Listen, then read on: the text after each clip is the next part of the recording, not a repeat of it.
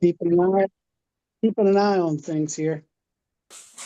All right, I'd like to call this February meeting, of the Homebrew Robotics Club to order. I'd like to thank David Shuloff with Tobar Life for hosting us.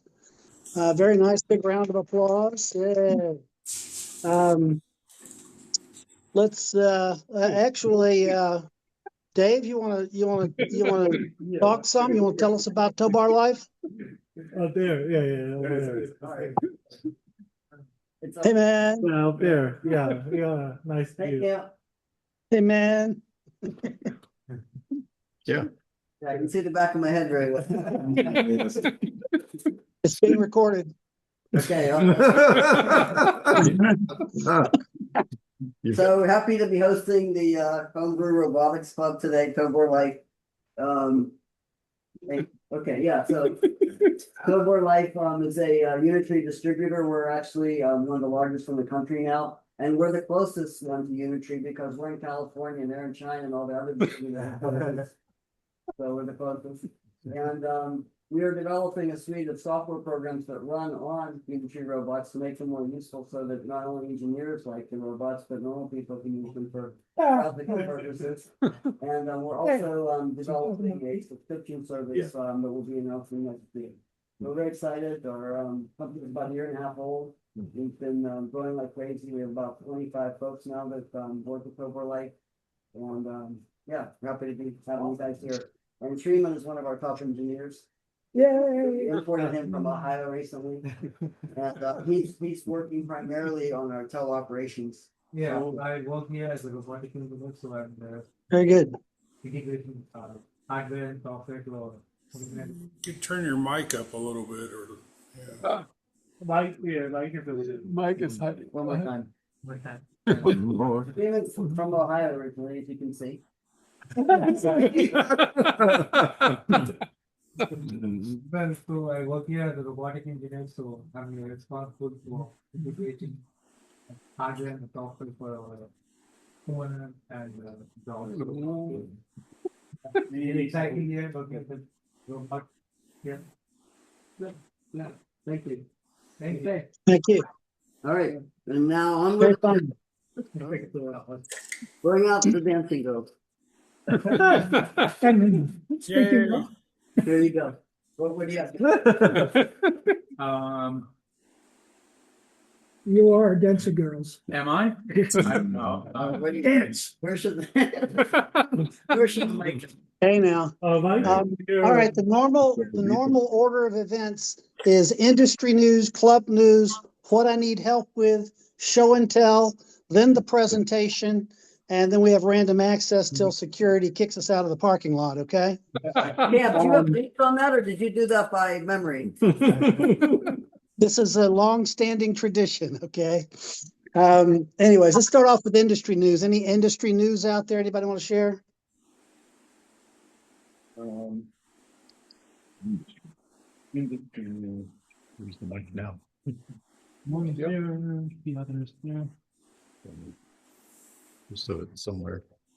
Well, I have some. Go ahead, All right, well, Tobor Life, grab a mic.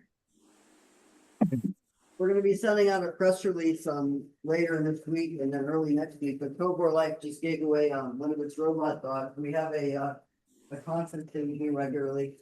I don't know if the camera can pick this up or not, but we give away a robot dog every 3 months. So anyway, we just finished it. There was a lucky winner in Texas. We published their name on our social media. And they were very excited that they won the dog. But we're announcing this is like a scoop for And we're watching Homebrew Club. Camps Okay, so you guys are getting the notification ahead of everybody in the world. We're announcing on March 2nd a new giveaway, but this time we're giving away a humanoid robot. Oh, All right. In June for a humanoid robot. So you can come to our website and enter starting March 2nd. So I assume you don't mean Steve. okay. And back to our regular program. Hey, Dave. Yeah. Dan here. March 2nd is my birthday. Can I have the humanoid? Nice pitch. Is it one of the ultimates? is it gonna be one of the ultimates? It's gonna be, no, it's gonna be an R1 standard, I think it is. Very good, very good. Okay, so the robot report is a great resource for industry news. I put the link in the chat there. Whose desktop are we seeing? It's coming. Is that Ken's? I put the link in the chat for robot report, and they always have good robot news. That's where I get most of my robot news. But here's some stuff. Boston Dynamics, their humanoid robot's going to be working at their Georgia plant. I think it'll deploy like 10,000 of these humanoid robots, and of course people are complaining about that. My question was where they're building the humanoid robots. This Hyundai is Boston Dynamics, and it's the Atlas robot. And somebody's asking how to enter the giveaway there. I think that's upcoming, isn't it, David? Anyways, so the deal is Wanted to that know, just a second, Yeah, go ahead. How do one enter this? Oh, you go to our website starting March 2nd, and there'll be a banner there that says winner robot. So if you go to the toborlife.ai website or social media starting March 2nd. So just I think that's next Monday. There'll be a link on our website so you can enter. and it goes on. anyway, It goes Yeah, on this was- for about I think 3 or 4 months this time. Okay, this is the they're bringing like 10,000 of these Atlas robots into the Hyundai plant in Georgia. So my question was, well, where are they building the robots? They're building them in Massachusetts, but I think they're going to be building them finally in Georgia also.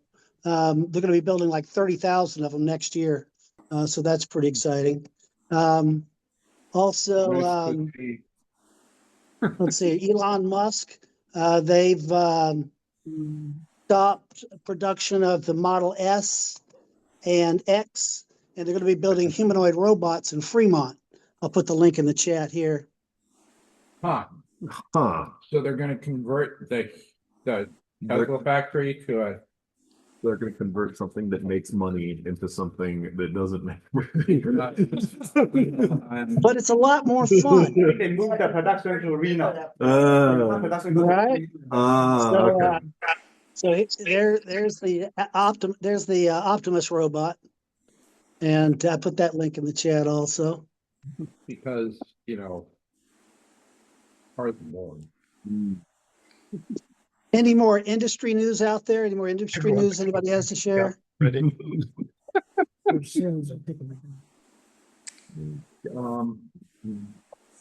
hit saturation. There are other reasons why you can't sell cars. Yeah. All right. Let's move along to club news. Hey, Nathan, didn't you say that there was some kind of Yes, I will. Let me share my screen here. okay. Alrighty, so there is a new. New is in it. The first one was, I guess, 4 years ago, 3 years ago, something. Either way, so when I'm pretty sure everybody remembers, but Maker Faire disappeared for a long time until it came back. But in the absence of Maker Faire, there's this new Maker style event that that was started by a bunch of YouTubers that they call Open Sauce.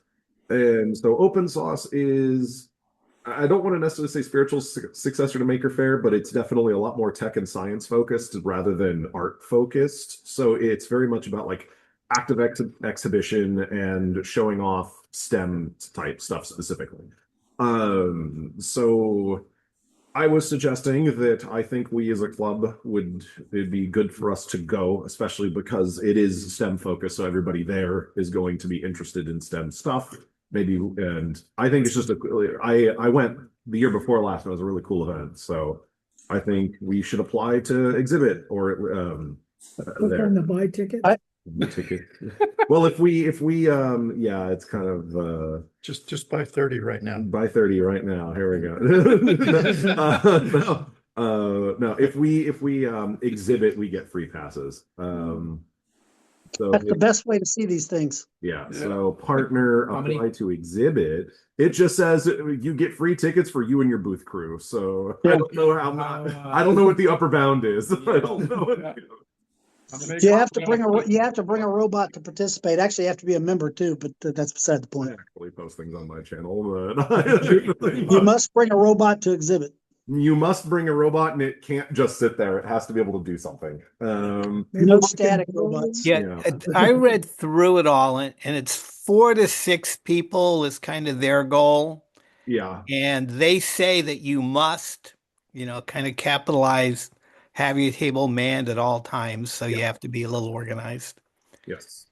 But there are outside of, or what do you call it? If you are exhibiting, there are hours outside of the exhibit for you to talk to everybody else who's there. So, but yeah, somebody has to be at the booth, and there's time in the before and after each day to just roam around and talk to the other people who are also exhibiting. 2 days? But it is, I believe, 3 days. I went last year. I went last year too. for the open source open hardware. Okay. Oh, I actually went there and brought 2 of my mobile robots on a cart, and I told them they were my emotional support robots, so they actually let me in with my stuff. And I was able to drive around the event with Beer 2D2 and Chucky on the skateboard for a whole day. And that's a really cool event. It is more tech oriented. They have a lot of speakers from like YouTube and what they call them, influencers. I saw like Scott Manley and stuff. Yep. Does the astronaut stuff. Great event. It was kind of like an early maker fair. It wasn't quite as crazy. Like you said, there's not as much art stuff. It's more technical. It's fun. Good event. I went last year with the Open Robotics and Source Hardware Association. I picked a rover, and yeah, for one day, it was pretty cool. We had like 4 people in the booth, and we all kind of traded off. I know. I think the way to go is to go as a group, because if you just apply like with yourself and one other person, they do kind of focus on the media representation, and they do have like a lot of streamers come by, and everybody wants to talk to you, and they all want to do like their spot for like their screen thing in front of your booth. So there is that to be aware of. So yeah, I would suggest that we apply as a group if we're going to apply. Nathan, head this thing up. Yeah, alrighty. Because it's either we're gonna apply or I'm gonna do my own thing. But Head it up on the mailing list. Yeah. You got to bring a robot to participate, and you need to be a member of the club. And it's what is it? It's at San Mateo Fairgrounds. So I'm Yeah. if we go, I'm definitely gonna try to let us do like a Rob Magellan demo or something. Cool. Oh, okay. Yeah. There's something it's gotta move. That's the thing. I could bring my quadruped. Nice. That would be cool. Bring Karen. Yeah, Karen doesn't move though. Be better off to bring a G1. I still recall, and never mind. People thought it was a ladder until you put a balloon head on it. Wait a minute, that All was right. a balloon head with a smiley face. Come on, get it right. I'm serious. Guys, what's the all of date? a sudden it changed. Everybody stopped by and would go, ooh and ah. Otherwise, it was a ladder. Okay. What I need help with is the next thing. Did anybody need help with something, or did somebody get help with something they want to talk about, or something? Interesting. I could ask for help. Go ahead. Okay, so can you put me up there? Put my camera up on the view? Thomas Spotlight, Daniel. So when you're talking, we see you. Okay, I'm talking. Can you see me? Yeah, there we go. So this is a quasi direct drive that comes from China. It's about max 60 Newton meters.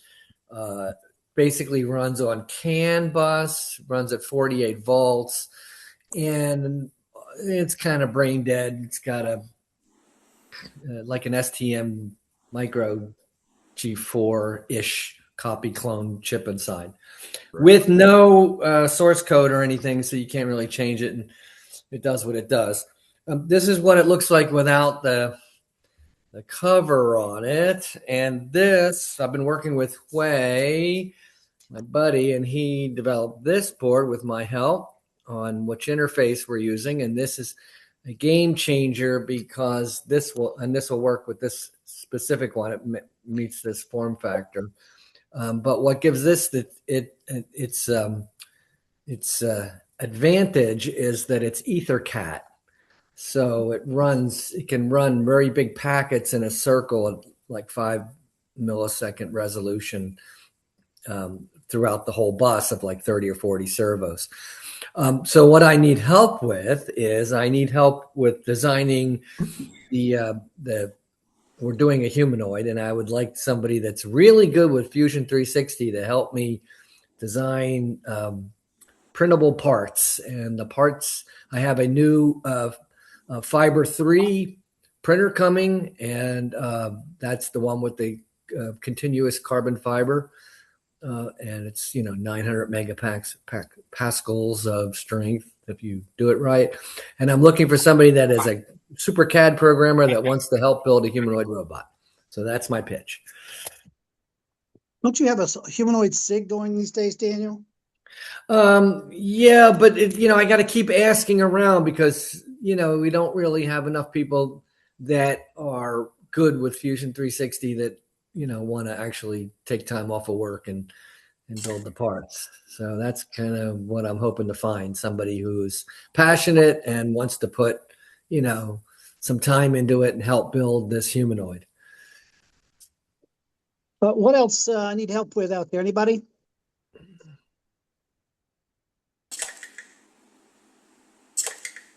I need some help with the Oak D light. I discovered it apparently requires a dual power supply. Yeah. Mostly. If you're trying to do it from a pie. By the cable. Yeah, it doesn't even show up. Anyways, we're going to get back on that at the Ross discussion group. There's a lot of good SIGs going on. The Mockbox SIG, the Ross discussion group, the AI SIG. What else? What else I need help with out there today? Anything else? All right, let's do show and tell. Who's got a show and tell? I have one. Hey, all right. Big orange. All right, go for it. Jim. Actually, it's not Big Orange, but Oh, new one. yeah, it's Spotlight Jim Thomas. all right. You want me to do it? All right. So we had the Can Do challenge. So here's it's a Lego robot, and I've got two different forms I did. I used a sonar ultrasonic sensor to find the can, and then switch to a time of flight because I thought the sonar wasn't able to do it far enough away. But there's benefits to the sonar and there's benefits to the time of flight. The time of flight you can buy, and for the Lego, this is a 2006 era 20-year-old system that you can still do kind of nice robotics. What's that? Oh no. Bummer, dude. Yeah. So here, check this out. Might as well give you the sound and everything. We lost your presentation. There it I'm is. switching. Hold on.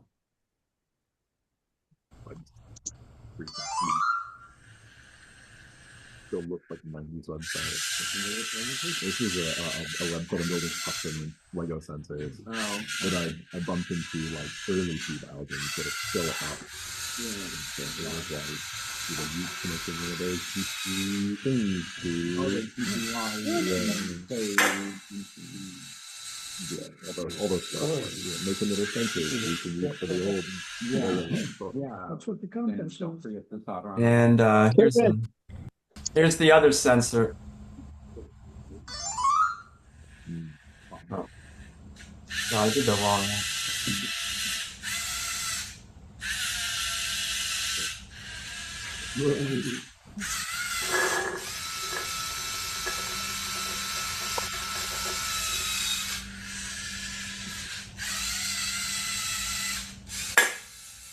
So I took third place at the contest at RSSC last Saturday. So it was a good competition. Oh, here's which one is the one coming to? Yeah, this. Well, this is just another example. You can see how it does the correction here a little.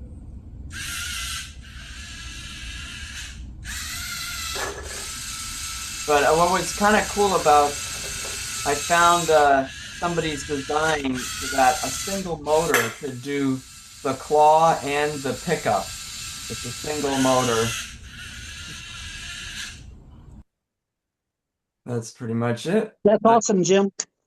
Well, you basically have the drive into the gripper, but when it closes now, the gear won't turn anymore, so then it folds up, right? Yeah, you might have seen that.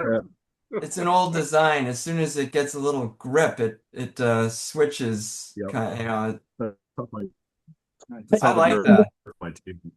Mr. Mike, you got a can-do challenge too, don't you? Mhm. You want to play it? I'll comment to it.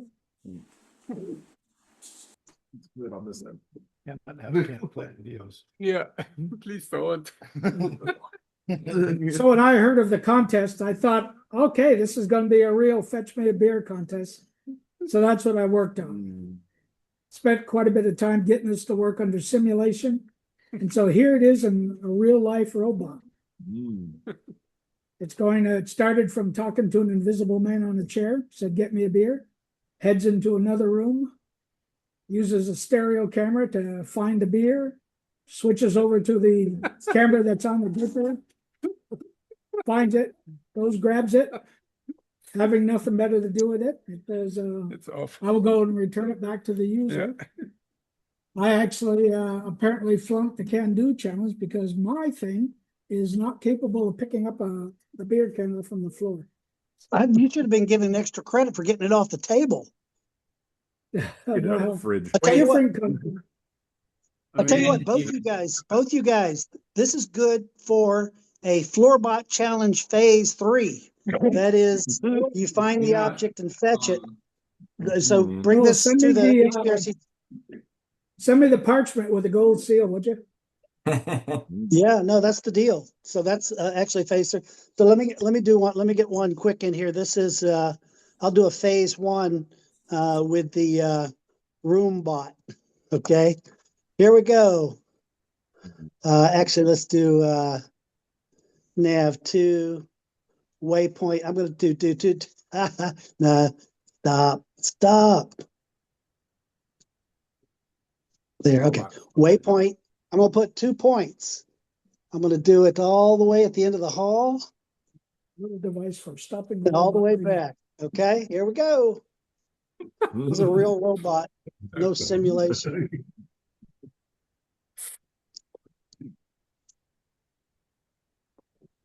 Let's see what nav 2's thinking. Gotta stay fishing. Yeah, nav 2 is really whack. The timing on it. I moved the camera to the Pi 5 that was on there, and it really messed stuff up. Do live demos. Frame does not exist. Oh, okay, there we go. Timing's an issue here. I won't spend too long with this. Customer. Yeah. Oh, no. You can't do a live You demo. know what? Or you even, Let's do this. Let's try something different. I'm going to put closer. Boom. We love robots. And boom. Behind you. And boom. And then we'll take it all the way to the end. And then we'll take it all the way back. See how bad that is. I'm going to help get it started.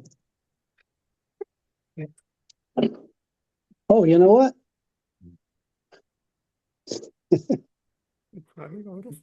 Switch. All right, this ain't working at all. My robot's coming apart in our bits, so I'm gonna bail out. Oh, wait, maybe it's coming back now. Let's look. Next No, one. he's not coming back. Let's quit this demo and let's move on. All right. Does anybody else have a demo this evening? All right. If I can excuse me? demo if you want. Yes, Stephen, please help me out here. Go ahead. Okay, let me switch my screens and all this stuff around. Okay, what I got is I have Pete and Tony. They're the talking heads. Basically, they respond to audio signals and that will move their jaws. There's a program, there's an application that's called Jawduino that was been around for a very long time, and that's what actually controls the jaws. It can take a single channel of audio and use it to tell a servo how far to open and close or how far to move. And it does by measuring the frequency and the threshold of the audio signal. So that moves the jaws up and down. They're also on a pan and tilt mount using 2 servos, and I have control of them using an application that I wrote for the Android phone. And then, since they speak, you have to have content for their speech. So I have a Bluetooth link in each of their control boxes. These are their control boxes. There's 2 of them. And I send signals, or I send audio to it through Bluetooth. And since I can send it through Bluetooth, I can send it from anything or anywhere that's local. So I've been using various chat programs. Currently I have, this guy is connected to this Alexa Dot, and this guy is connected to this cell phone that's using Gemini as a speech or as an AI program. If I fire them up and get them talking, they'll actually start talking to each other and have these really long conversations that go on and on and on. I usually just give them a topic and sit back and laugh. So I can demo that real quick. I have to get them started. They've been sitting for an hour.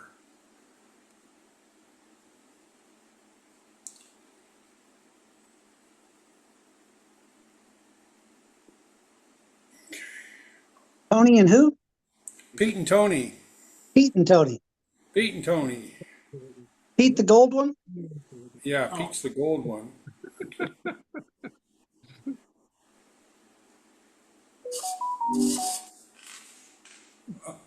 What do you know about the Homebrew Robotics Club? The Homebrew Robotics Club is a special interest group for people who enjoy building robots as a hobby or profession. It's a loosely organized group where members can get together, show off their robots, and discuss things. They welcome beginners to experts and are based in the Silicon Valley area. Is there anything specific you'd like to know? Please say Ziggy before you respond. What can I help you with? Got it. Is there What do you know about Camp Peavy and the Homebrew Robotics Club? Uh-oh. Ziggy? Camp Peavy is a location that might be used for events or related to Where is that place? Is there a specific event or context you're interested in? I couldn't find a specific location called Camp P. B for the Homebrew Robotics Club. However, I found some robotics clubs and camps in the area that might be relevant. Would you like to hear about those? I had to That's get the hilarious, speakers. Steve. The speakers had to be closer to Based each on the other. information I have, So, yeah, we've had a human hallucinate Ziggy, that. I understand. Is getting the speakers closer related to your question about the Homebrew Robotics Club or Camp PV? I'm not sure I follow. What can I help you with? Sometimes it does better. But anyway, so you can actually get them into some What's up, really Lee? interesting conversations with just a couple human words input. And they'll go on and on and on any Absolutely. topic. The Homebrew Robotics Club has some fascinating discussions happening. They're diving into everything from mock bots to rocker bogies, and even exploring the Mockbot, there we go. Sounds like they're brewing up some seriously cool tech innovations in Silicon Valley. Amazing. Ziggy, that does sound very Stephen, interesting. that's awesome. Are you That's interested awesome. in any particular Yeah. aspect of their robotics Thank you work? very much. Oh, wait, hang on just a sec. Jiminy, stop. Oh, absolutely. I'm Ziggy. fascinated by the mechanical Ziggy, design stop. challenges, especially how they're tackling Down, rocker girl. bogies for rough terrain navigation. The blend of old school engineering with AI assisted There's also an programming app really gets my that circuits controls buzzing. them. What draws you most And to it their can do various things like change their eye colors. You can also move them. Deleted. You're thinking about the different Oh, that's aspects. cool, man. From what I've seen, they're tackling everything from AI He assisted needs programming some to dental work voice though. commands into robot actions to building affordable and humanoid Stephen? robots Okay, inspired by open Ziggy, source shut designs up. like Okay. And then of course they talk too much, so you have to, stop them. That's awesome. Stephen, I want another demo next month, okay? Yeah, I'm actually working on a couple things. I actually tried to start rewriting Who's On First by Abbott and Costello about chat bots. Very good. Chat GTP is first, Gemini is second, Claude That's is third, awesome. on and on. Okay. And other things. So they're for entertainment purposes and also somewhat educational purposes and possibly world domination when they figure You things can out. pick for off the themselves. entertainment purposes checkbox. Yeah. All right. What else this evening? Got another show and tell out there? All right. Without any further ado, I'd like to introduce Nathan Lewis, and he's going to tell us about the bot PDU, Power Delivery Unit. Nathan Lewis. Okay, let me. All right. Everyone here? Okay, we're back on. Let's go. Okay. All righty. I'm wondering. Contract for insurance is not available. You're Yeah, you have to buy this the streaming subscription here. All right. Okay. So, hi everyone, I'm Nathan. So I am going to give a brief talk today about a project I have been working on called the Bot PMU, or the bot power management, the robot power management unit. So I am fairly certain that everyone here has heard of this little thing called USB-C. And yeah, it's it's been around for 12 years now, but it's superseded, or for the most part superseded, all of the previous USB power connection, the USB connection types. So if anybody, obviously we still have USB A and B hanging around in various capacities, but probably the most notable thing for USB-C is that it's trying to be the one cable fits all solution to everything USB or power or video, and so on. So the way that it achieves this is that compared to a classic USB cable, which had 4 conductors with 5 volts ground and then a differential pair, and then the USB 3B connector, which had all of that and plus 2 additional high-speed pairs. So for a total of 9 pins, the USB-C connector has 24 of them. So a lot of the functionality from admittedly, the cable's supposed to be reversible, so a lot of people think about it as a 12-pin cable, but in higher data modes, you do actually have to worry about all of the pins, which also means you have to remember, the devices have to figure out which way the cable's plugged in. So the idea is, from the consumer perspective, USB-C is super convenient because the idea is you just bring a cable and it works. But from the implementer of a device that uses USB-C, it's a real pain in the butt. So the way that these cables work, so they double up the number, I mean, they have a lot of things different, but for the most part, they double up the number of wires again. So you have power, you have ground, you have the classic USB 2 interface pins, that D plus D minus ones, and then you also have you now have 4 high-speed pairs rather than just 2. So in standard USB, like USB 3 usage, you're only using one side, but in other types like DisplayPort or Thunderbolt, you're using all of the pairs. And then you have to use other signals on the cable, such as like those CC pins, to figure out which way the thing's plugged in. So you know which way to send the conductors. Although for the most part of today, we're not really worried about all these sideband signals. We're just worried about the USB 2 ones. But the ones that we're mostly going to be looking at today are the ground pins, the what's labeled as V-bus because that's how the power gets through, and then the CC pins here on A5 and B5. I can zoom in on this. And then we'll have the USB 2 interface. The kind of the motivation for doing this device was, if you have seen our mailing list, the endless threads about how to power the Raspberry Pi 5.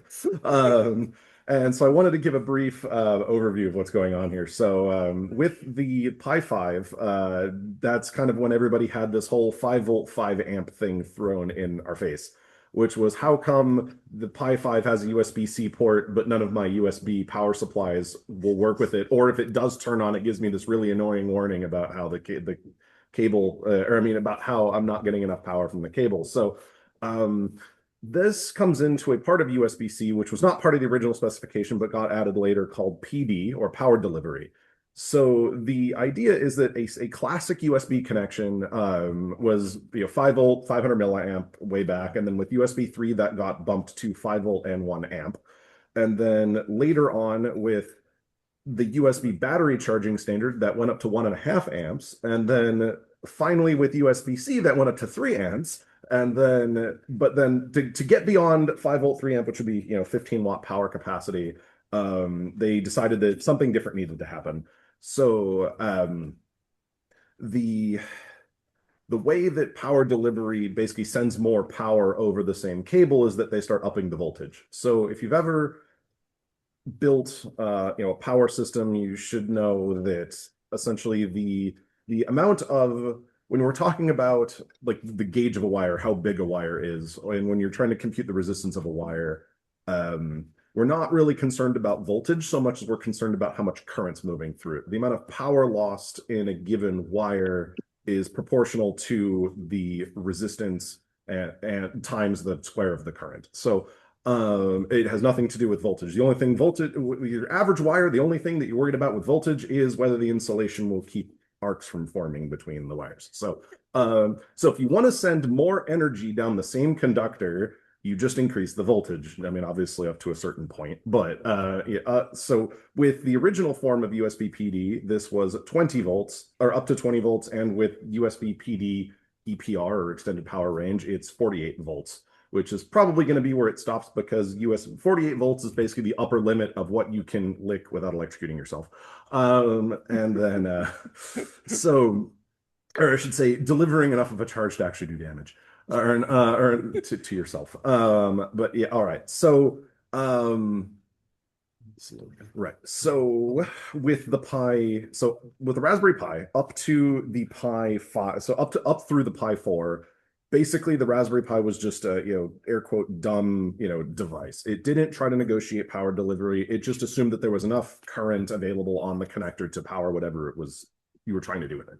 But with the Pi 5, they officially implemented, they ended up actually putting in a USB power delivery implementation so the Pi will communicate with the charger exactly how much current it's expecting to receive. So if you end up with a classic device, which can only, or so if the Pi detects that you are a classic device, it will assume the 3 amp limit by the USB-C specification, rather than the Pi 4 would just happily exceed the specification and not care. But the Pi 5, tries to respect it. You can disable this. There's plenty of threads about just disabling the power limits that you can use to solve that warning. But this is about doing it the right way. So With the Pi 5, so the problem that everybody's having is that with the so I'll go to this page. Yeah, with the Pi 5, there are a number so the original form of PD had essentially what's called power, they're called PDOs or power delivery objects, but effectively they are profiles, what kind of power can be given by this charger, and there was a fixed set that was assumed. So there was a 5-volt 3, there's 5 volts didn't have any additional profiles because 5-volt 3 amp was just the assumption of what the connector could do. So there was additional voltage profiles beyond that. Initially, there was 9 volts at 3 amps for 27 watts. There was 12 volts at 3 amps for 36 watts. And there was 15 at 3 amps for 45, and there was 20 at 3 amps for 60 watts. So that was the initial PD specification. And then later on, an additional, a higher current mode got added. So that's where we get, the 100-watt PD standard, which is 20 volts at 5 amps. And, initially, because of this whole thing about, a conductor's current carrying capacity, power loss is proportional to the current, not the square of the current. It has nothing to do with the voltage. So preferentially, you would want to increase the voltage before you start asking more current, because when you start increasing the current, that's when you need to worry about having wires that can carry that current. So with the PD, let's see. So with the Pi, the problem is that in order to save space, I'm guessing. Obviously only Pi knows the official answer, and they never said anything. But my theory is that one, they just didn't want to either spend the money to put a voltage regulator on the board on the Pi, or they were having trouble conforming to some EMI specification and they decided not to put an additional regulator on the board. Whatever the reason, their decision was that they're going to use a non-standard profile. So even though if you have a 100-watt USB-C charger before the Pi came out, was capable of delivering 100 watts, and that was 20 volts at 5 amps, there wasn't a profile written into the charger to say that it could deliver 5 amps at a different voltage. It only had 5 volts only had 20 volts at 5 amps. So that was why all these chargers were incompatible. So before I talk about my answer, I wanted to go over one of the existing solutions that's on the market. It doesn't, and then why I'm doing something that's a lot larger than other stuff. But if you're just trying to power a Pi, there's this 52 Pi board that exists that you can buy that will just let you plug in any power supply and it'll generate this 5-volt 5 amp profile or supply that you need. And there's a ton of all right, yeah. So this is actually you still need to use a quick charge or a PD battery bank. Well, I mean, there is also a DC input, then it'll regulate it to 5 volts at a higher current on that board. But either way, so I didn't want to spend too much time on this one. But so I ended up going down this route. So seeing all of this and wanting to learn more about building power electronics, I fell down this giant freaking rabbit hole, which is why I'm talking about it today. So initially when I first started looking into this, I was trying to build a solar charger, so I was learning about battery chargers, especially for lithium systems. So I ended up having the idea where it was like, okay, well,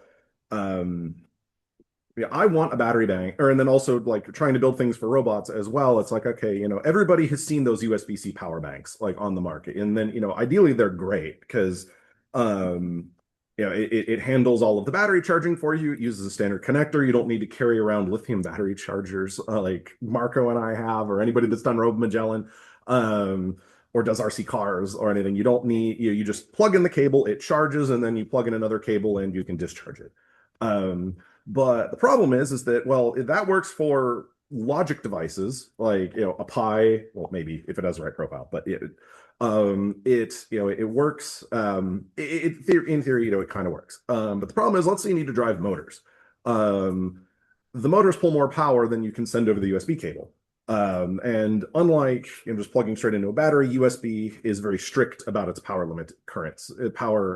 limits. So unlike, there isn't some grace period. Ideally, there's not some grace period where if you exceed the current that you said that you'll draw, it'll let you do it. By the standard is it's supposed to shut you down if you the moment you tick over the limit that you gave it, as soon as you exceed that, it's supposed to cut you off by spec. So if you're trying to drive motors with you have to use a separate battery essentially. So now you end up with a dual battery system where you have, a power bank driving your Pi. You have now you're back to having the lithium battery that you have to plug into the charger, to drive your motors. So what if I could just get a power bank that had a DC out on it as well?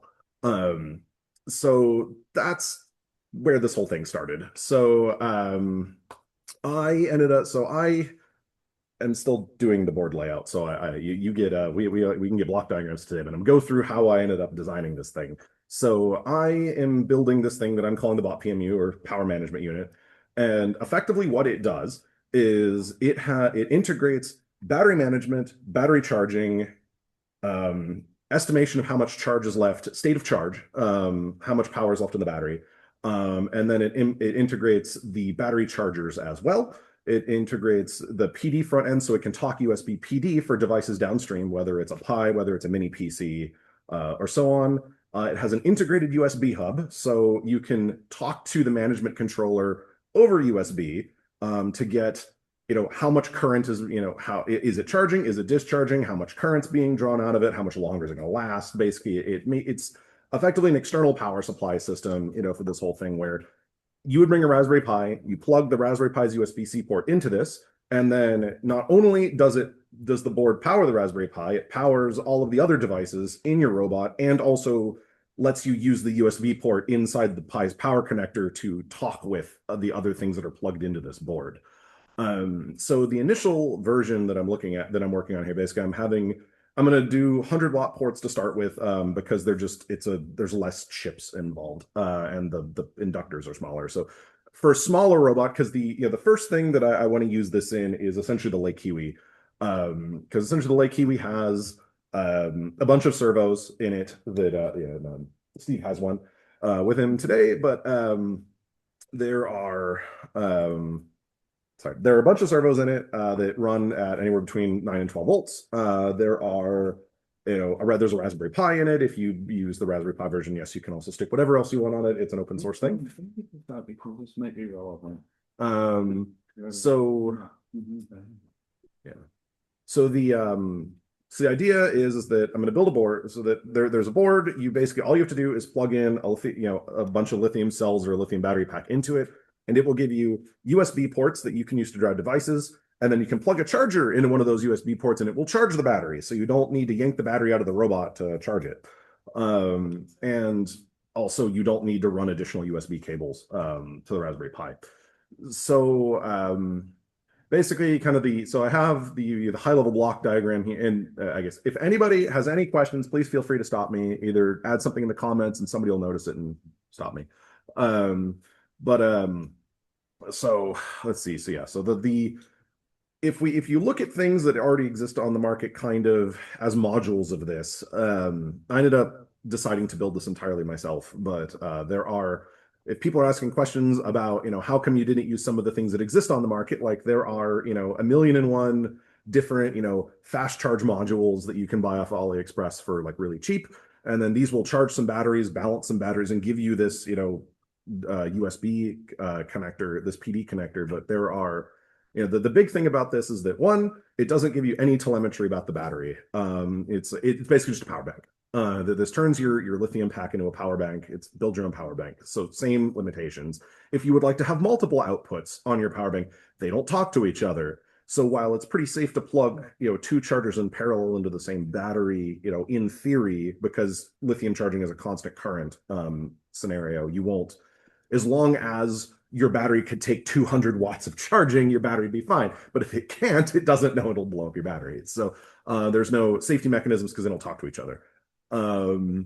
And also, on the other end, how come, I don't just get a power bank and then get, these USB trigger boards, which will then, turn the USB connector into whatever voltage that I want. And again, I want the charge state. I need, I want to do a lot of other things with it.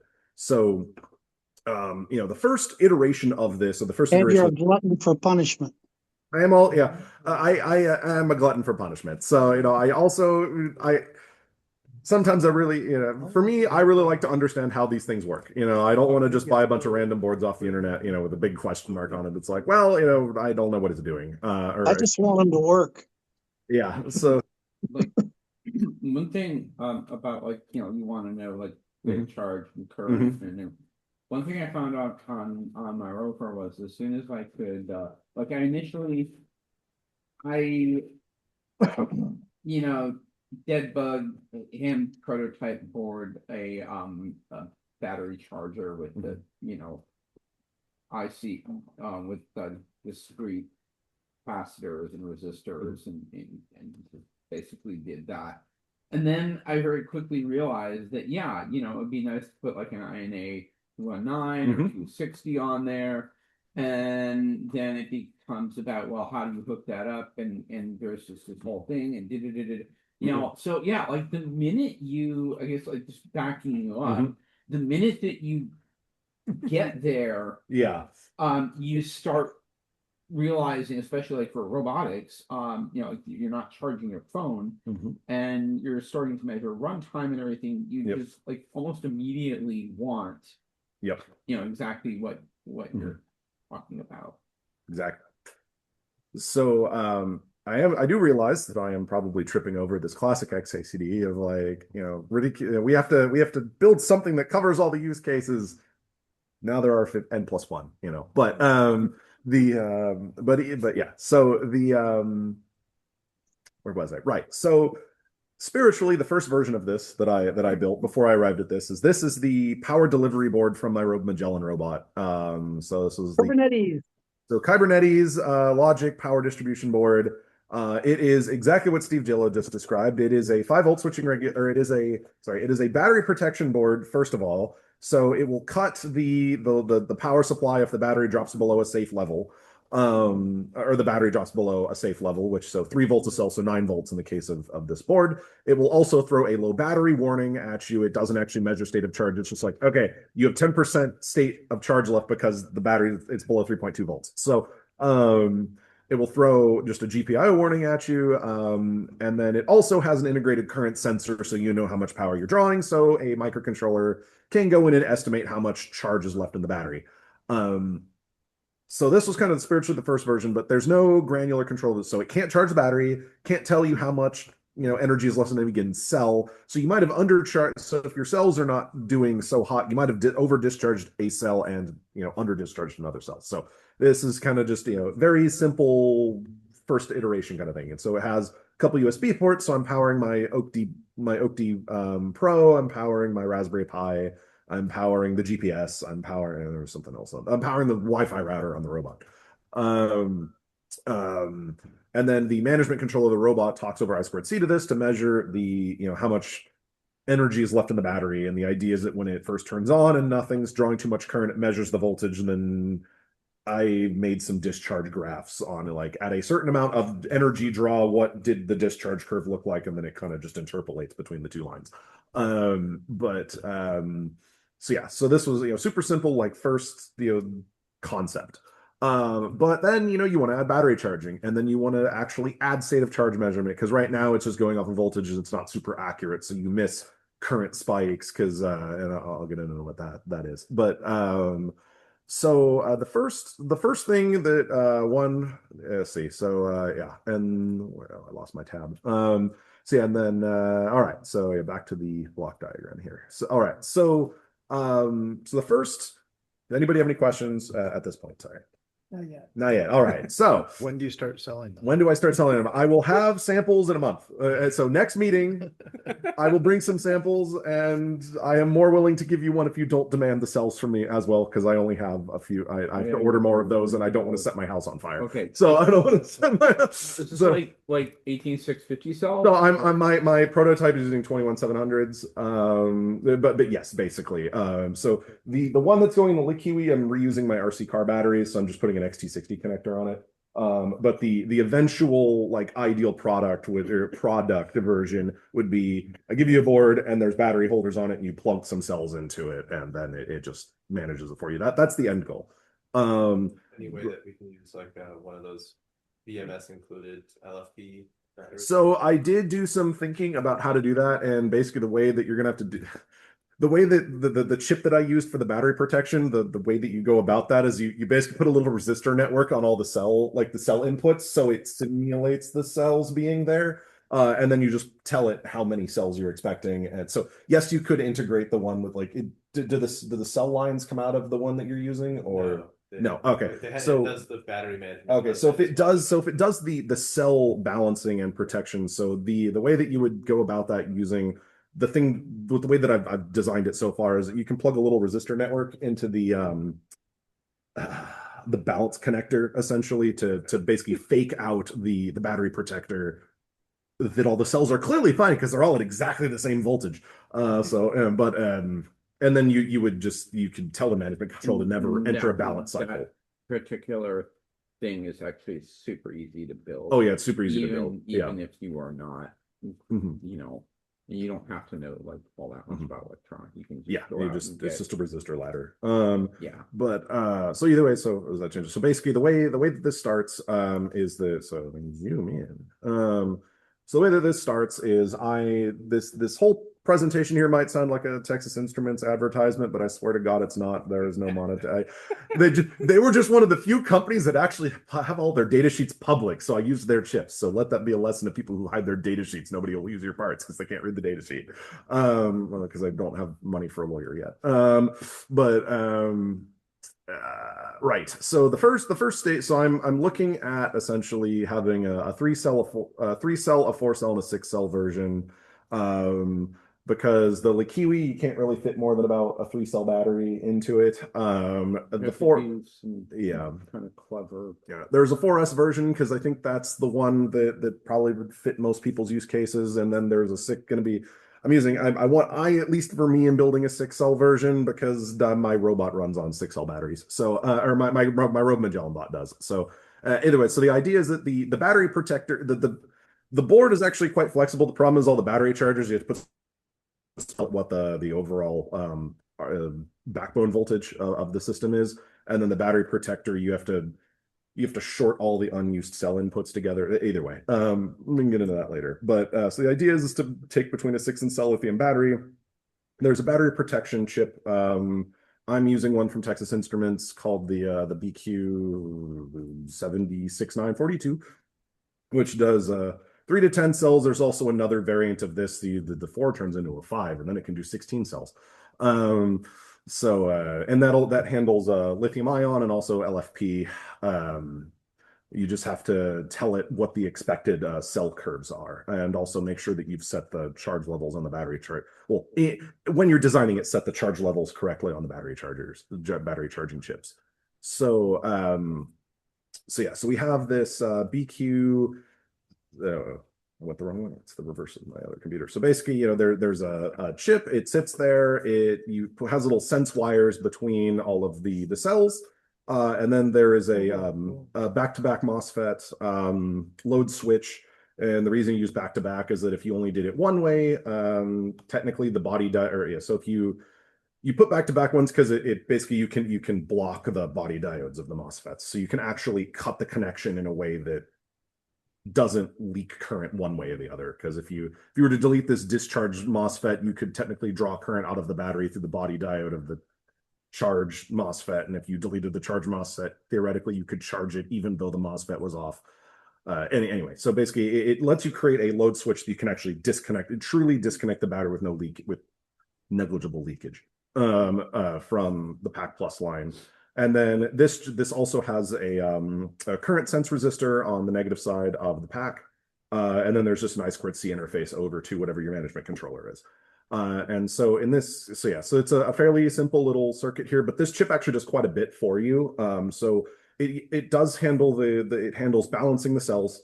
So it can do balance during charge, balance during discharge, to make sure that your cells are in line. You can measure all of the individual cell voltages.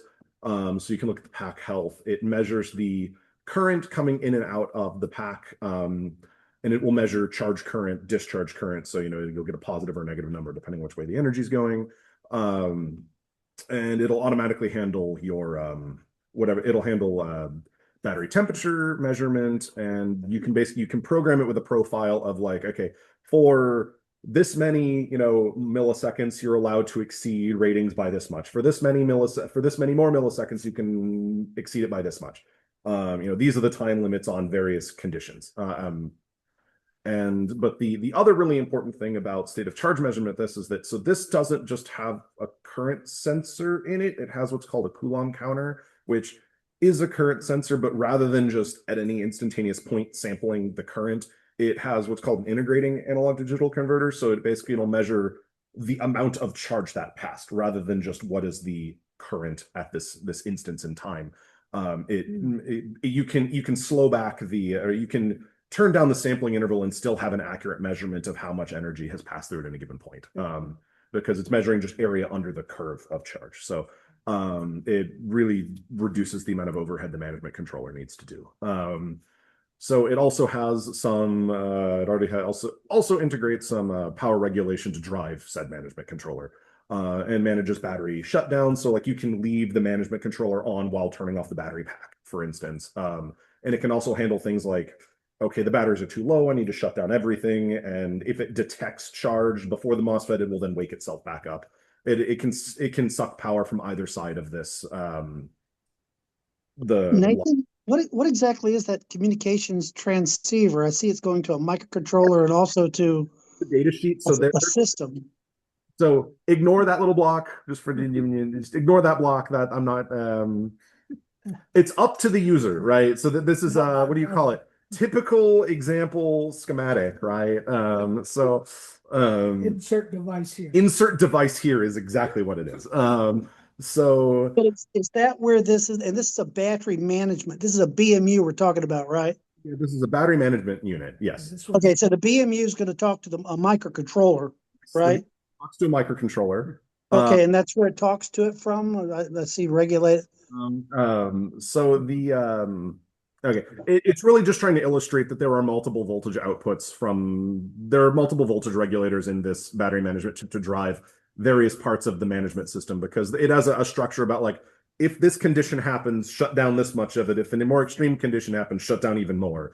It lets you give, there's basically multiple buses that can stay powered under increasing levels of oops. So I'm in this case using an STM32U0 because it has really it's not a very powerful microcontroller. So that's your microcontroller. This is my microcontroller, is an STM32U0. I would have loved to use a Raspberry Pi Pico, but an RP2350 or whatever. But you're sticking with TI. Yeah, so not completely. All of the power electronics are TI, right? And then the USB hub is a microchip part. I'll get into why some of this component choice. But yes, so I'm using an STM32U0 series microcontroller specifically because it has a really cool feature. So it is a cool feature where you can still talk on USB even without an external crystal. It's able to derive a clock source from the USB port for the USB peripheral. And then it also has a really cool low power state where you can bring the CPU core all the way down without turning off the USB controller. So that's actually one of the things that's really rough with the Raspberry Pi, is that the entire time you have a USB connection plugged into like an RP series microcontroller, it's using, admittedly, I mean, when you're discharging, who cares if the management control is pulling 10 milliamps? But like, if you're driving several amp or 100-watt motors, who cares about fraction of a watt being pulled by a management controller? But anyway, so the U0 has some really cool low power sleep states where you don't have to drop the USB connection, but you can still enter a deep sleep state. So I believe the datasheet was quoting you can have an active USB connection at under like a milliwatt level of power draw on the controller. It does, so either way, so it does some cool stuff. And again, there's a hardware USB peripheral in it, which is how we'll communicate telemetry, because the telemetry is but we'll get to the USB section last. But the next stage of this is that out of the load switch from the battery protector, we then have essentially this spider, this octopus right here, kind of is our central power bus of the system. This connects to all the chargers, it connects to all the buck converters and power conditioning and some other things. So The probably the star of the show for this is that there is a another TI part that is a bidirectional buck boost converter and battery charger chip called the BQ25756. And so what this thing does is it has a I love how I zoom in and it gets smaller. And if I zoom out, it also gets smaller. This is great. Okay. Okay, yeah. This is as big as it gets, right? Large as it gets. Yeah, distance from optimal, exactly. So Do you do surface mount soldering? I can, but I'm definitely having somebody assemble this for me. So yeah, actually that part of Kubernetes, where did I put that GitHub tab? They're also tiny. Yeah, I hand assembled this. I'm fairly confident in my. I could like yeah. Ship it as a kit. I could do it. Yeah, so you can. I'm going to order them assembled just because the assembly fees are so minimal at this point. Like it costs. It'll be less than $10 a board to get it put together. Like I might as well just pay it. But especially if I'm trying to actually iterate on something that works, it's not necessarily. And what font did you use on this diagram?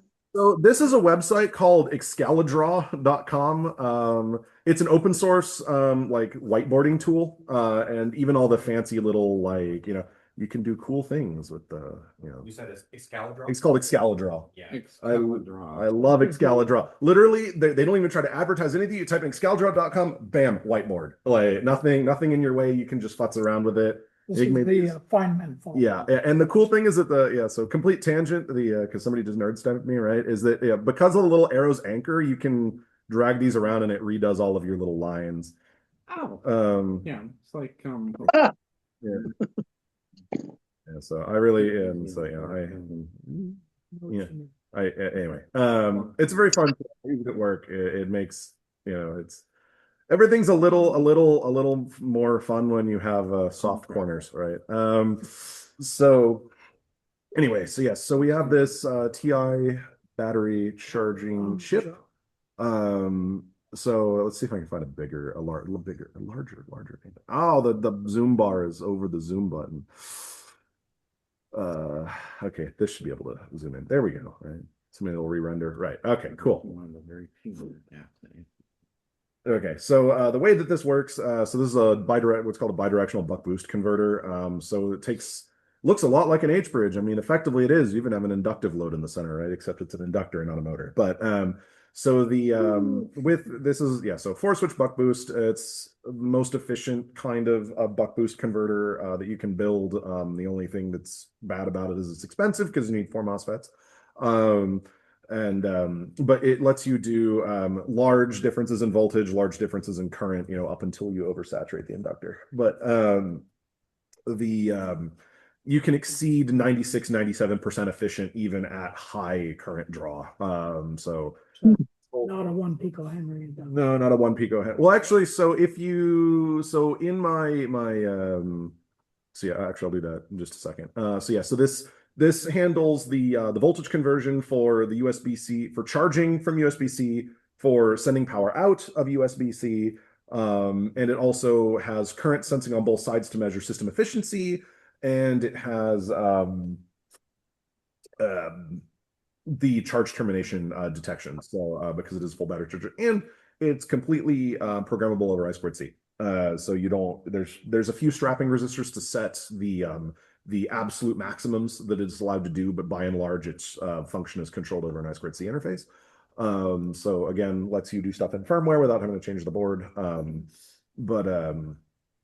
Although the temperature sensor will always be disabled because it's being handled by the battery protector. So in terms of like choosing these MOSFETs and an inductor, they actually give you a really handy little Excel sheet here where you can punch in exactly what voltages you want to handle, your battery voltage, what your expected switching frequency is, and it'll tell you, exactly what the strapping resistor should be, and then even give you a simulation of the efficiency, and then give you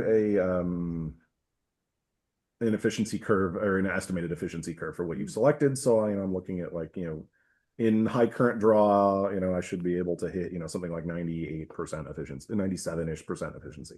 But yeah, so my inductor selection, because I'm running at 600 kilohertz, because I was comparing curves, but I found some low gate charge MOSFETs, so I could operate the higher switching frequency. Let's use a smaller inductor, which means you can have less resistance, so you can have a smaller inductor. So I believe it was only 2.2 microhenries on this one. But either way, so yeah, so there's one of these per USB-C port, because it handles the charging and it also handles the voltage conversion from whatever the pack voltage is to whatever the downstream device asked for. So then the next thing in the list of parts is a USB-C PD front end. So the actual USB-C PD protocol is really annoying, and it operates at voltages that'll usually blow up a modern microcontroller, because it has to be able to handle certain shorted conditions. There's sometimes a lot of, it's a current mode it can be current mode. There's other detection things, because you can indicate that you're a certain type of device by using strapping resistors. So it's an analog protocol on top of that. So best to just let an external peripheral handle it for you. And again, TI makes a part for it. There's a part for that. There's a part for that. So they have this thing called the TPS 25750. There's a couple of these. Yeah, so it has a data sheet, so I can use it, right? And I can go into DigiKey and buy one and not have to pay a lawyer to sign an NDA for me, right? So the cool thing about this chip, though, is that there is it actually handles a lot of the whole protocol for you. So it handles the USB-C PD protocol for you, but it also handles controlling the battery charger.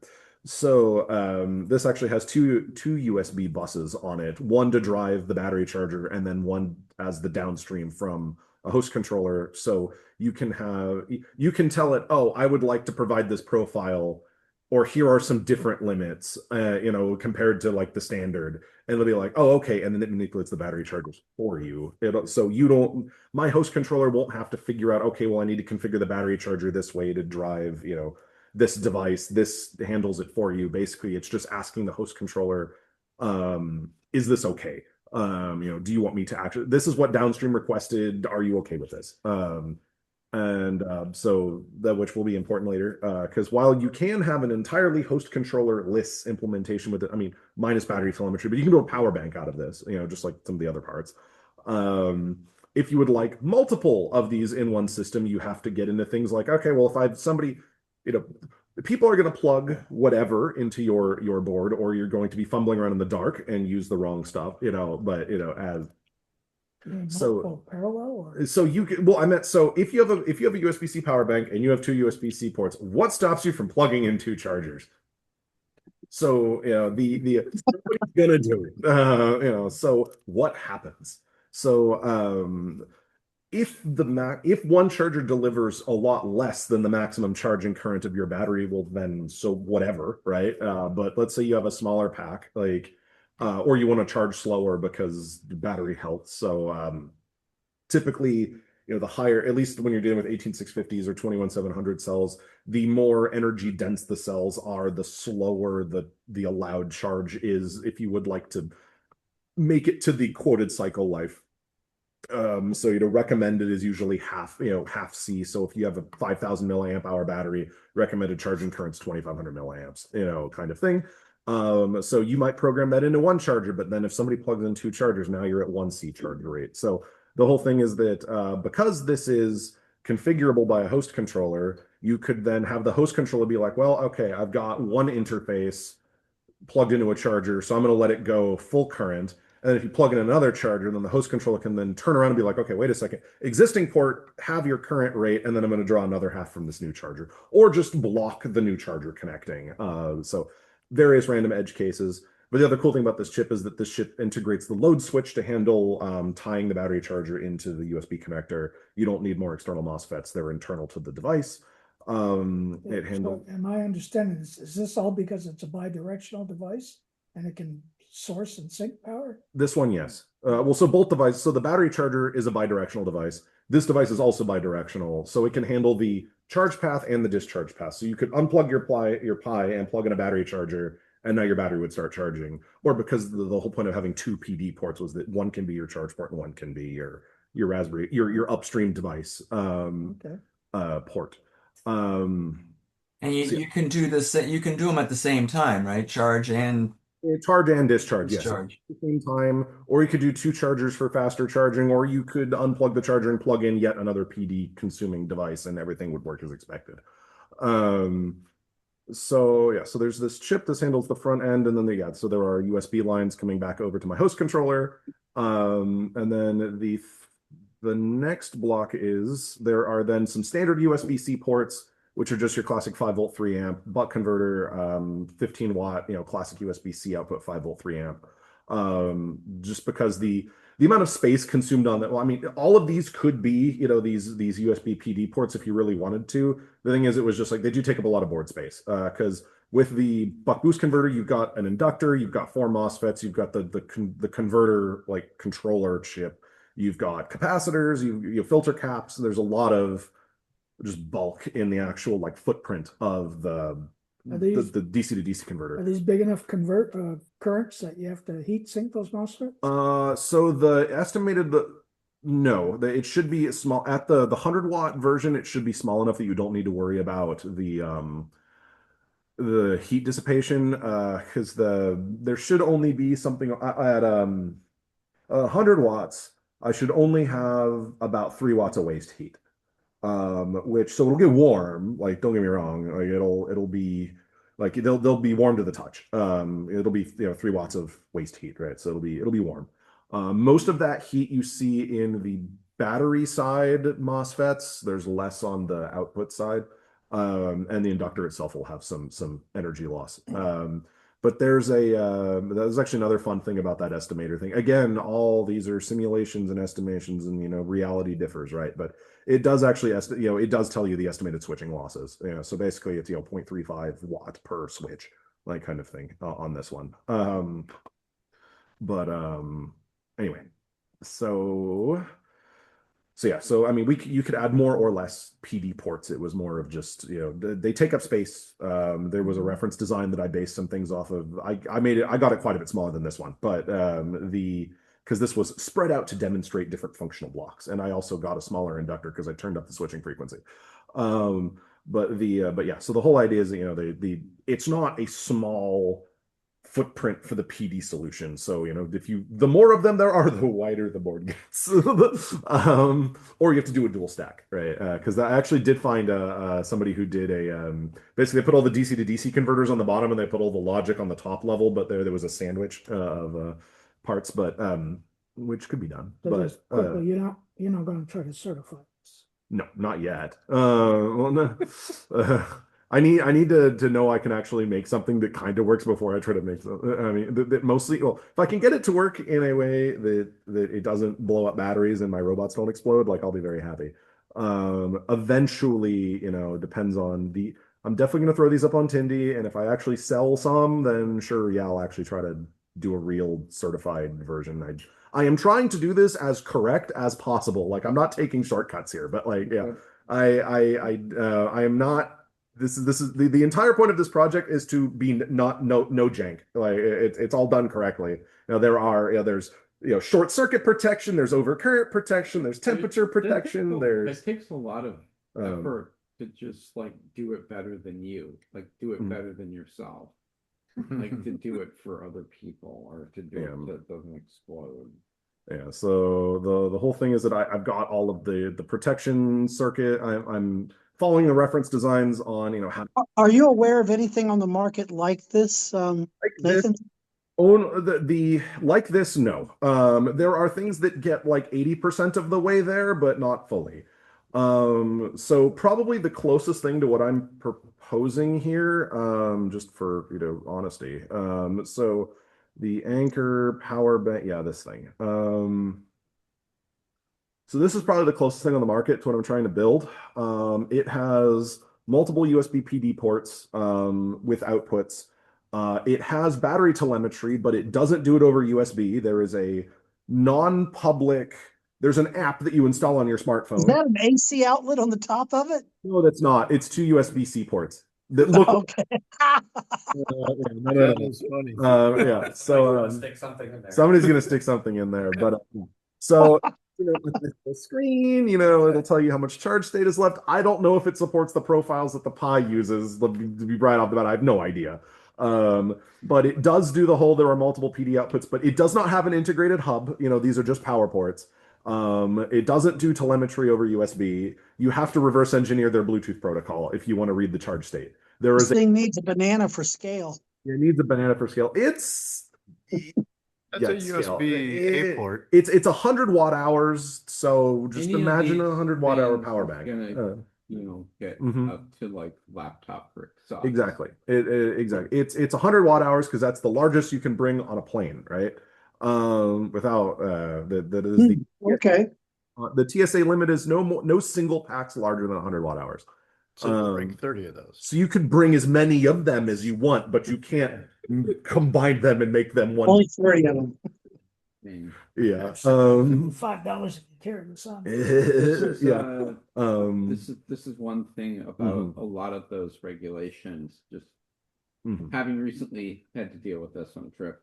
One of the things is that if you declare it, you can get away with just about anything. I told you. What they're really looking for is people stuffing things down their shirt or trying to hide it in a backpack or something like that and sneak through. And then, so like it is perfectly legal to bring like $30,000 in any currency into the US. As long as you tell them you do. As long as you tell them. Yeah. And then they just go, okay. But the stories that you hear are like people like, again, literally trying to shove it down their shorts or something like that. And, they have like 15,000 or 38,000 or something like that. Yeah. And then they nail it and then they take it. And that's, but yeah, just to ramble on here a second, you can, as long as you tell them. I've got some sketchy things on the planes before because I told them I was bringing it with me. Yeah. My hobby robotics projects, it's like, wow, you don't know what's wrapped in the electrical tape. And it goes through the scanner and they're like, what does this do? It's supposed to do this. And they look on the scanner like, checks out. I've told them, I've told them it's a robot. And they're like, wait, what? What? Robot? Yeah. Hey, suddenly you get like a full inspection because everybody wants to, not because there's anything, everybody wants to see the robot. Yeah. Okay, did you get here early enough to satisfy TSA's curiosity? No, they had to bring a robot. Yeah. 12 years ago, I had to bring a robot to an interview. Nice. And it's a long story, but I had to transport it, and they're like, it's a robot. Hey, hold on a second. I'm gonna get my buddy here. Hey, come on over here. This guy's got a robot. Hey, Nathan, there's a picture there that looks like two AC adapters plugged into that battery pack. What's that? Multiple charger. If you want a quick charge, you can plug in more than one charger. Let me go back to this thing. Yes. So if you plug in multiple AC chargers, yes, you can get quick charge. I was saying that could have been a AI generated image. I know, right? All of the marketing material. I mean, AI looks like this, right? This looks like AI, or AI looks like this because AI is being trained in all of these marketing photos, right? So they all have the same aesthetic, right? The blue and the orange. But yeah, so you have to use an app to read the charge state. So in theory, you could reverse engineer their BLE protocol and get the charge state off of this. But that's put a camera on your robot. Yeah. Pointed at an iPhone or pointed at the cheapest Android phone you could find, but anyways, yeah. But again, I desire that battery. I desire that battery bank now. Yeah. So wow, I sold you theirs and not mine. I didn't need to see that. I didn't need to see that, Nathan. Oh, okay. Well, so this is competing with, right? But it won't tell the Raspberry. It probably won't work with your Raspberry Pi because I doubt it has the special profile. It's PD, isn't it? But the problem is that it's not just that it's PD. It's PD. I'm going through a 51 Pi board, Nathan. Yeah. It seems like the problem is a lot of these implementations for power delivery battery banks don't support all profiles. They just support a subset. Well, right. So here's the thing. Did I take a picture of this? Hold on. I did actually. Okay. So this was configuring, this was a tool to configure that battery charger. So yeah, so the whole thing is that you have to specifically, when you're talking about power delivery profiles, the way that the protocol's implemented is that you have to give it, I support this voltage at this max current. I support this voltage at this max current. So there are a set of, you have to per spec, and then there are, well, technically you can also just keep adding them for whatever you want to. But for the most part, they will just add the ones that are in the spec. Because the spec says nothing about 5 volt 5 amps. It says 5 volt 3, 9 volt 3, 5 volt 3, 9 volt 3, 12 volt 3, 15 volt 3, 20 volt 3, and then 20 volts at increasing current. There's no sub 20 volt greater than 3 amp profiles, because the idea is that up to 60 watts, you can use just any off-the-shelf USB-C cable because they were all rated for 3 amps. The problem is if you then get a higher current, you need fatter conductors in your cable. So which chip is it here you're configuring? Okay. So this is that USB-C front end, but here, so yeah, the difference between, what the heck? Oh, right. That's when I was visiting my friend at the hospital. Okay. Yeah. So we don't have a room camera anymore. we don't have a room camera anymore, right? Because Kelly left. Okay, well, so for everyone who's here, right? The difference between a 5 amp and a 3 amp, USB-C cable, or at least a cable that actually will have, just look how much thicker the 5 amp cable is, right? Yeah. That's charging only thickness as well. They don't. Yeah, Yeah, we're seeing the shared screen, but go ahead. It's on Marco's screen. Yeah. If you see me, yeah. So the difference between, it's hard to see from side on, but if you look at like head on, like the thickness, but difference between these cables, so the whole thing was more of just like this, like that, yeah. So so the whole thing is that anyway. So there is also another thing Raspberry Pi could have done is that there are a bunch of different types of power delivery profiles. So people generally think about the fixed type. There's also variable profile types, or what's called PPS, or programmable power supply, and then the new one's called AVS, or adjustable voltage supply. So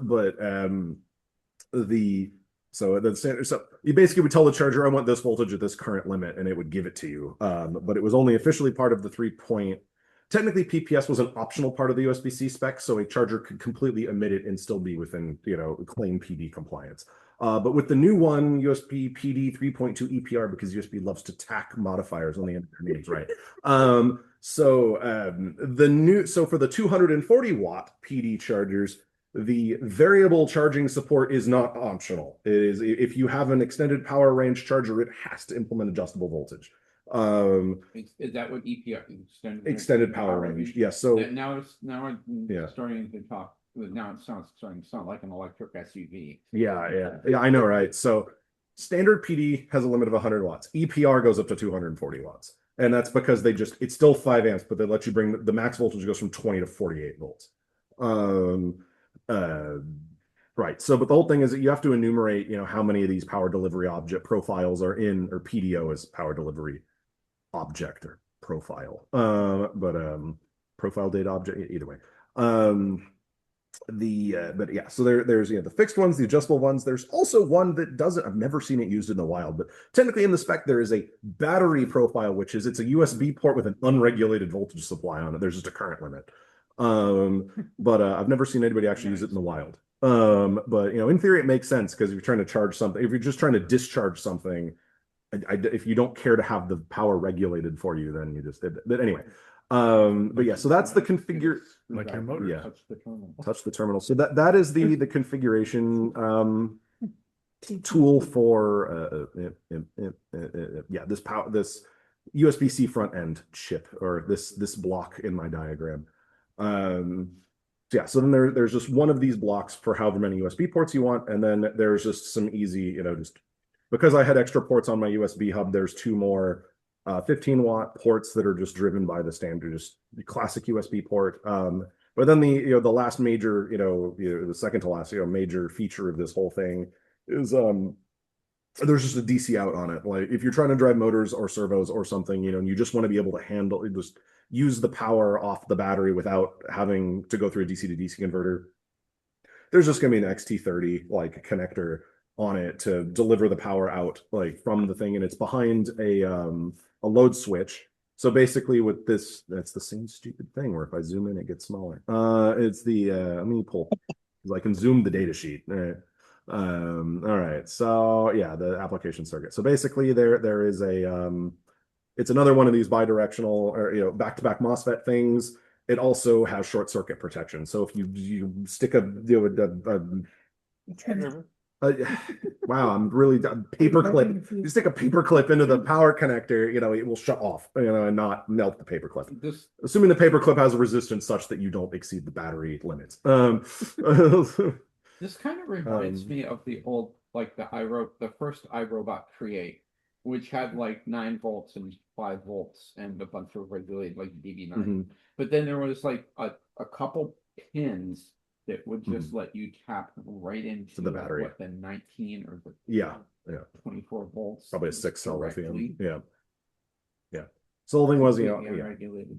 So the whole thing was that there's also an enable signal off of this, so the management controller can turn this on and off or reset it if there's a fault or something. So that's the last. So then there's this. This goes to that DC out. So you have a raw unregulated DC out that you're not going to lose too much power using, but it's still a protected port. If you short it, the pack will shut off. Well, it'll shut the port off and not blow anything up.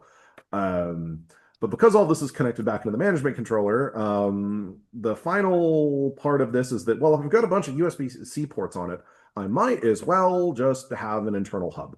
So rather than just one of these being the telemetry port, I put in a USB hub. I found a switch IC from Microchip that's really simple to use. It's just 36 pins. You give it a 24 megahertz crystal. There's an I2C control bus on it, and then there's USB ports. There's no weird firmware to configure or anything. So this also has the advantage of there's this feature where you can dynamically control which port is upstream.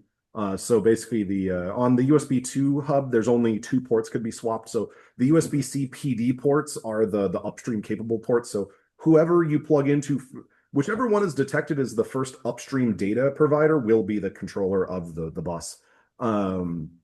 Because part of that USB-C front end is detecting, is it a data provider is it a power provider, power source, power sink, also data provider or data sink. And so you can control which side is charging or discharging, and you can also figure out if it's a computer or if it's just somebody trying to draw power off of you. So if it's a computer, it will assign the upstream port to that one. And then the 5 ports of this hub are used by essentially the 2 PD ports, the 2 low current USB-C ports, and then the 5th one is used by the management controller. And so the 15-watt ports are always downstream, and then obviously the management controller is always downstream.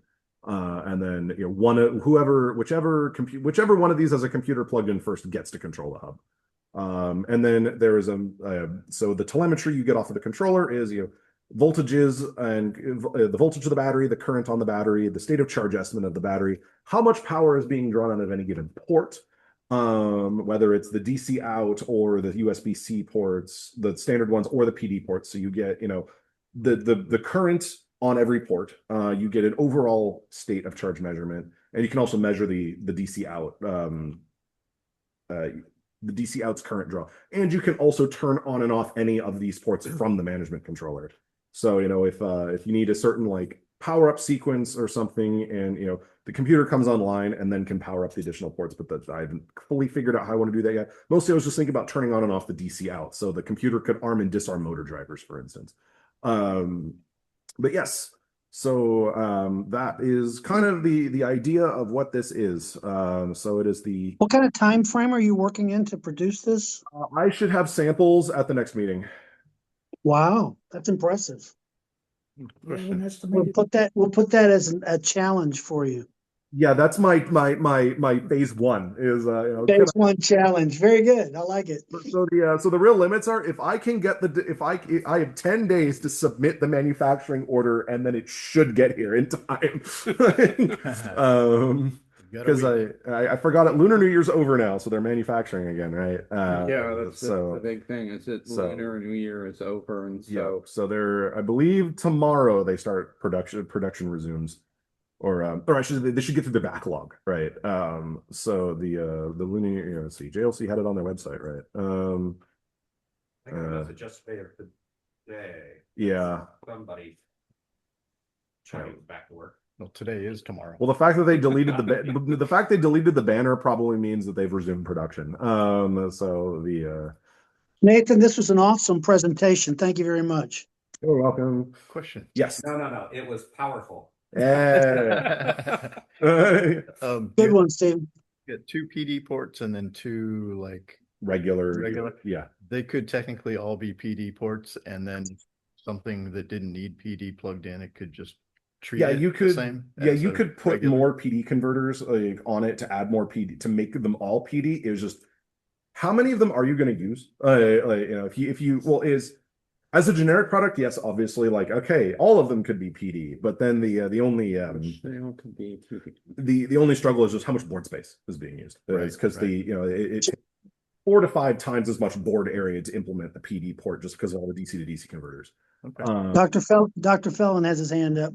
All right, what Dr. Fellon? Yeah, Nathan, what would be the wholesale and retail cost for this for, say, members if we wanted to buy one? I will have to get back with an estimate because I don't know. The parts cost is probably something on the order of like $30-35 for like the chips. But I don't know what the manufacturing costs are going to be because I'm doing this on a 4-layer board. Just because I need to be able to route the differential signals for the USB. And also I would like to go to USB 3 eventually rather than just 2. Because I want to use this as like the back end of a mini PC, but I'm hoping I can keep it under $100. Okay, fair enough. My goal is to keep it under $100. So At or under. would it make sense to have multiple of these in a robot? Probably. And would it make sense to have battery to battery ports to shift power around dynamically? That's complicated. That could be done, or you could have a larger battery and there are multiple front ends for a much larger battery. Sure. Hadn't thought about that yet. Couldn't you have a like a buck converter with 2 inputs and 1 output? I mean, you could charge shuffle. You could do that. It's just overall complexity would be the worry. Yeah, but yes, that seems like the next level of this. Yeah, would be okay. Migrate power to another. If you had multiple power packs, balance between boards. Right, just yeah, like as the robot. Like if you have a robot that's walking, then those batteries are going to wear out. If you have a robot that's kind of standing or sitting or whatever and using its arms or whatever, then those are going to wear out. Interesting problem, though. Right. Buck converters are just measuring the delta output. Unless you've got You got one. 2 people filling, one of them is just going to say, well, he seems to be busy. I'll just let him do the work. Yeah. But if you could have, N batteries and then shuffle it around. But you're able to monitor the usage, so you could shut down peripherals based on need. But I have a real need to shut them down. So the robocall that I use has certain faults that it detects. Yeah. Like motor overcurrent. And the only reset is to shut off. The is a full power cycle. Yeah. I don't know why they did it that way, but it's a pain in the ass. So are you buying parts and shipping to them so that they will assemble? JLC, if you only use parts in their catalog, they'll handle the ordering for you. Yeah, I know that. But these are not going to all be in your catalog. They actually do have all the TI catalog in their inventory. Really? Nathan, stop sharing the screen. Okay, sorry. No. Want to see your face. Okay, well, we lost the camera. Chris's face and Brian. Oh my crap. Well, I'm impressed. Yeah, that's awesome. That's super awesome. Anything else this evening before we close? Gonna add a self-destruct feature or I mean, well, actually, here, let me share my screen again. But here, let me. Yeah, here, let me. Want the I mean, You if we know, talk about self-destruct feature, right? That was actually something I was trying to figure out in the data sheet of this battery protector was they had, I don't know if it's not in the simplified schematic, but I was trying to figure out what this fuse pin did. I thought you were going to say N2 is no comment. No comment. Yeah, no. So they have this fuse pin, and I was trying to figure out, it's like, oh, like, is it a fuse that like detects if it's blown? Wait, that doesn't make sense. It would be disabled if the fuse, it wouldn't have any power if the fuse blew. But the eval board, I didn't even know this okay, hold on, before I didn't even know these kinds of things existed, but basically it is a fuse with a pin that you can use to blow the fuse. So yeah, like a chemical fuse or something. But yeah, this thing had a feature where it's like if all else fails and it can't figure out how to shut the current down, like the MOSFETs failed or something, and it couldn't cut power, the chip can then like short a pin on a special type of fuse that'll turn on a heating coil and melt the fuse through. You know, that's a great place to end this meeting. To like completely kill the chip. To completely kill the battery, like you could desolder the fuse, like, you know, like, but there's an Chemical symbol output for cyanide on it. yeah. So I was trying to figure out, like, what is this S symbol with a That reminds me of the old, what was the tape that self-destructed on Mission Impossible? Yeah. Okay, I was thinking more like yeah. I was thinking more like Alien. You know, you now have 2 minutes to reach minimum safe distance. Yeah. Like the fuse, blow a chemical fuse in the presence of a permanent fail condition, you know. So like, if a fault is detected, just blow the fuse itself. Just blow the fuse itself. All right. All right. Are there any more questions, serious questions for Nathan before we close this meeting? The fact that this thing can get up to 16 cells, like we're dealing with a lot of, like if you're doing a 16 cell Li-ion, that's like a 70-volt battery. That's what you use when you detect your robot has gone rogue. Ah, exactly. Yes. Yeah. You can So I need an entirely separate circuit that isn't even the battery protector that I can just 48 volt.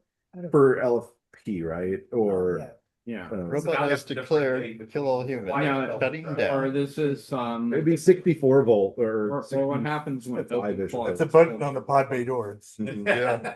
Yep. All right, guys, this has been great. Next month is HPRC Challenge Phase 1. And so I'll be bugging everybody all month long about building. It's nothing personal. I'm talking to myself for the most part, okay? Anything else this evening before we close? New Floorbot challenge, or the new Floorbot or TableBot challenge next month. It's required.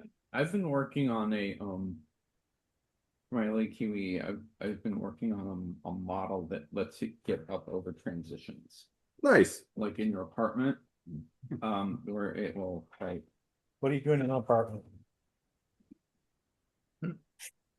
Or a house or whatever, but you have like the little you know, step up Transitions. thing. Yeah, Full transitions. And I found that when you don't have perfectly flat grab, with you perfect can't drive traction. directly forward, you know, because it gets stopped. But if you kind of crab, Is that Marco that just does the ballistic solution? What? Somebody has a robot that just goes bat out of hell to get up Yeah. on the curbs. But that yeah, no, has but different the, gears. it's the back wheel gets hooked. Yeah. So it So those wheels really work well on flat. So what you do is you surface, kind of but crab nothing else. this way and get one wheel up, and then kind of go the other way, and that gets you enough over to. Sure. And oddly enough, the VLA will sense the lack of forward motion. And it'll pick up on the fact that the wheels are still trying to turn, but it's not moving. All right, guys, we need to wrap this up. Cool. All right, again. I make a motion, meeting be adjourned. Have a second? Nope. Yep. All in favor, say aye. Aye. No. All opposed, say nay. The ayes have it. Meeting adjourned. We'll see you guys next month, if not before. All right, had fun. And don't forget, you got the VI SIG tomorrow night at 7 p.m. There's also And we also have the intro to artificial intelligence seminar running on Sunday at 1 p.m. Pacific this Sunday. So 2 events coming up, the regular Everybody's meeting on and the seminar. Everybody's on the mailing list. Thank There's you very also- much. We'll see you guys later, all right? Bay, if you want to Have go to fun. Chris, nice to see you. yeah, I'll spy the bay tomorrow.